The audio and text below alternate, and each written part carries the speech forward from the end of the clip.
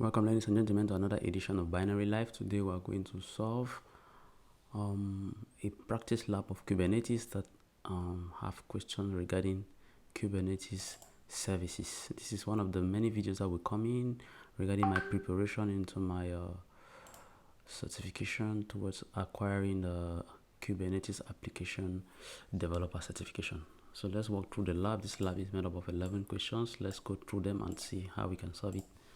So question number 1, how many services are in the system?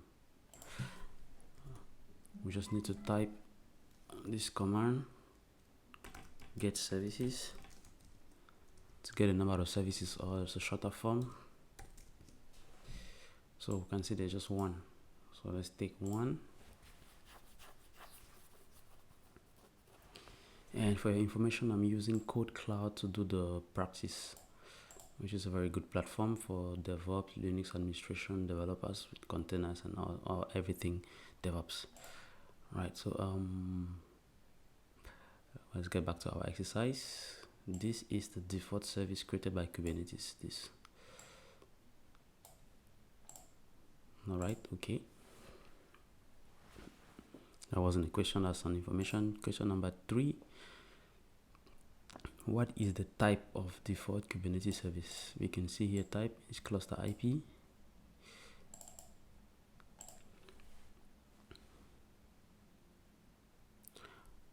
What is the target port configured on the Kubernetes? To see the target port, we can get the description, or we can observe the service properly. Let's observe this service. Let's get the service name and look at it using a YAML format. And what is the target port? We can see the target port is here, 6443. Now this is like the description file that can be used to create this service. Alright, so this is the target port, 6443.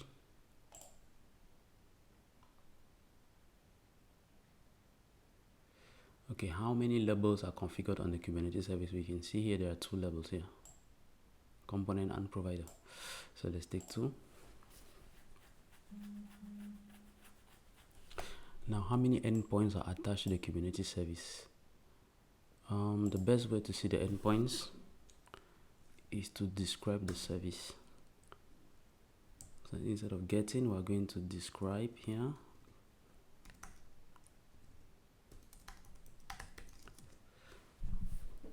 Well, we can see there's endpoint here. It gives details concerning the service, regarding the services.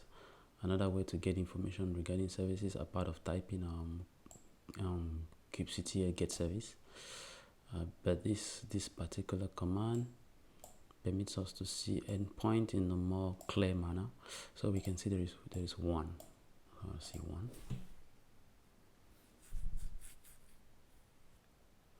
Right, so how many deployment exists on the system now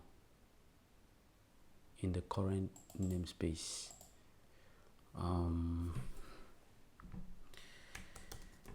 How do we see deployment? Get deployment. Minus namespace. The namespace is default for the Kubernetes. So let's get all deployments in that particular namespace.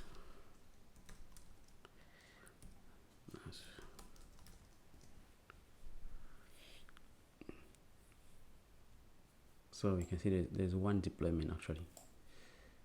Let's take one. Now, what is the image used to create the ports in the deployment? So this is a deployment. It has 4 ports. You can see here. There are 4 ports. All of them are ready. So we can inspect one of the ports to see the image used to create, or we can look at the definition, the description for this deployment to see which image is used to create the ports of the deployment. Let's use the second option. Let's describe this deployment. Use the name of the deployment, and we can see that the image, can I see here? This is the image used to create simple web app red. Let's pick the answer here. Now, are you able to access the web UI? Generally, Kodekloud will put the UI up here. This is it. Let me click on it. We can see that there's a bad gateway we cannot access. So I say no. Now create a new service to access the web application using this file. Let me just do an ls to see the list of files present. I'm going to open this one, which is the one asked to be modified in the exercise.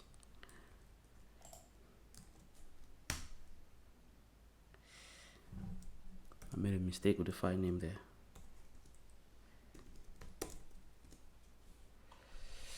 Okay, so there was some pre-filled information. So we are asked to give the name of the service to be web app service. I'll just fill it here.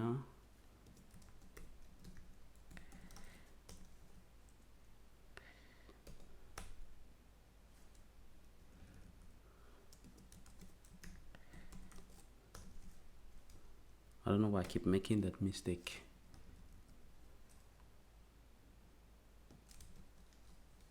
Right.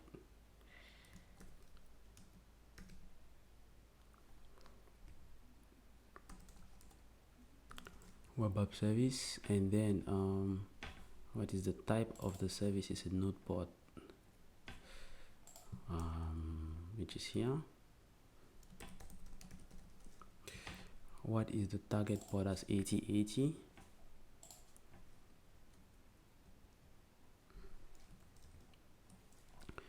What is the port of the service? That's 8082. The node port is 30,080. Yeah. And the selector is this. We have a name for selector, which is simple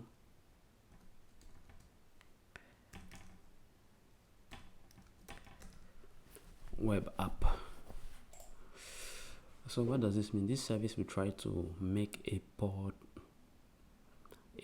accessible outside of the node where the port is configured. So we can see just from the name that it's a web app.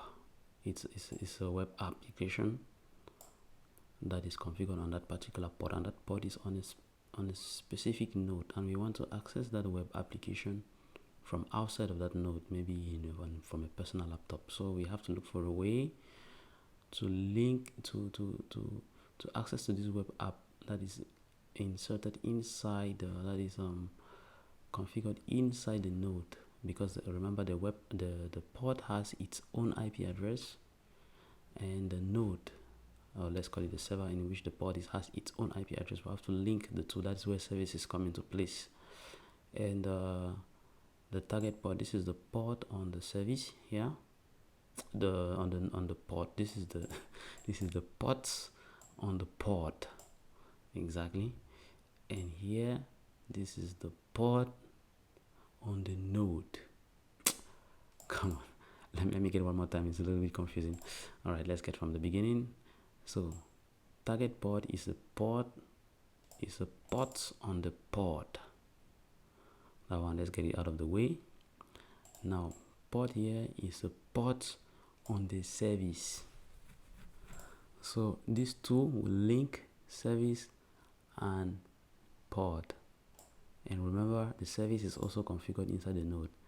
And finally, the service is going to expose this web app outside to the outside network using this additional port that is put on the node. That's why we call it the node port. I think I had to break it out that way. Right, so let's register the file, and let's apply the changes.